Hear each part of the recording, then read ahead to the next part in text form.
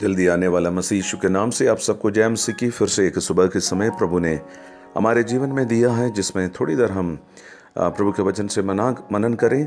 और इससे पहले कि मैं उसमें जाऊं, मैं आपसे रोज़ की तरह पूछने के लिए चाहता हूं, क्या आपने सुबह उठकर प्रभु का वचन को पढ़ा, प्रार्थना किया, गीत गाया?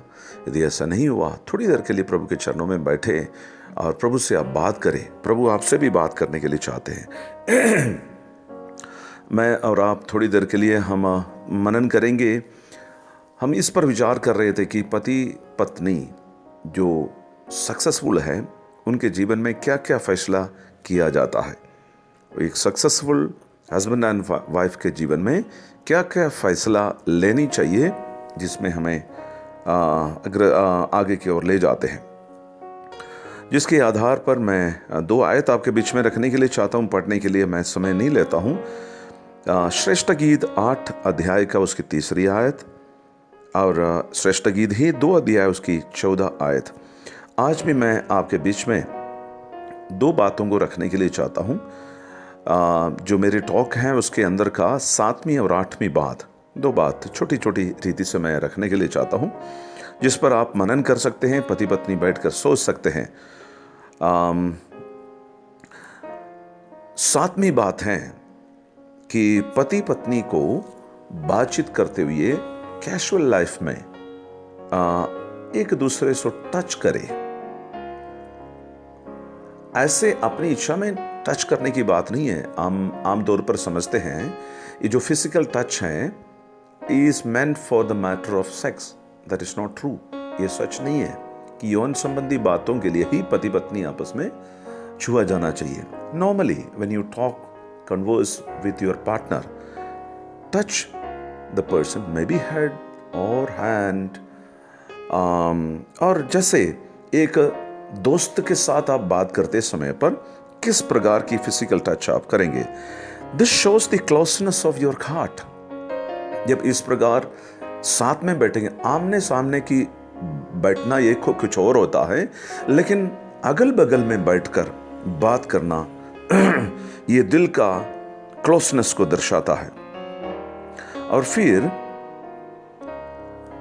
सामाजिक फंक्शन में, शादी हो गया है या इस प्रकार की प्रेयर मीटिंग इत्यादि मीटिंग में आप जब जाते समय पर इकट्ठा बैठे और खाना खाए, कोई और नहीं, साथ में बैठे, और कभी कभी आप एक दूसरे का हाथ पकड़ के जाएं, ये हमारी क्लोजनेस को बढ़ा सकता है, क्लोजनेस को बढ़ा सकता है। और नेक्स्ट बात है, 8वीं बात है, that we will converse each other, we will communicate each other. किसी परिवार में पति पत्नी के आपस में ठीक से बातचीत नहीं होता है, कैजुअल टॉक नहीं होते हैं, ऑफिशियल जैसा टॉक होते हैं, क्या बनाना है, क्या खाना है, पीना है, कहाँ जाना है। But normal talk, normal life में कैजुअल टॉक्स होनी बड़ी ज़रूरी है। इसमें हम लोग फैमिली काउंसलिंग में एक बात हमें सिखाते हैं, एक्टिव लिसनिंग।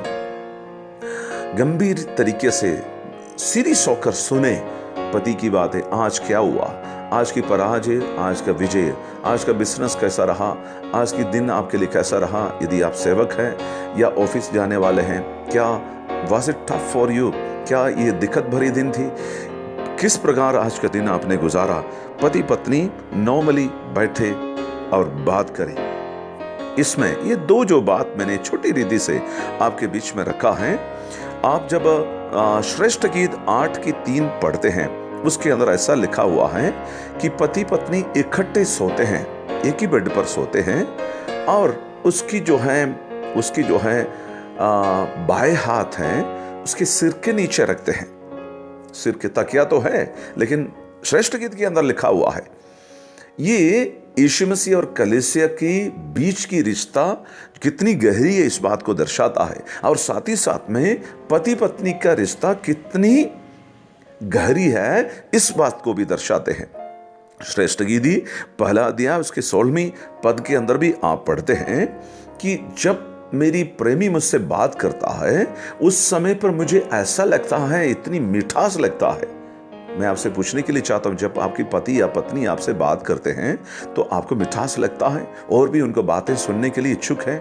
कुछ लोग पति पत्नी से जब काउंसलिंग करते हैं तो वो लोग कहते हैं उनको सोते सोते पति का एक गीत सुनना है, पत्नी का आवाज़ सुनना है, पत्नी से सोते सोते एक गीत सुन सुनकर सोने की आदत है। वो बच्चे की जैसा आदत है, लेकिन पति पत्नी के जीवन में भी इस प्रकार की सिंपल सी बातें जब आप अडॉप्ट करेंगे, इस्तेमाल करेंगे, मेरी और आपका पारिवारिक जीवन और मजबूत हो सकती है।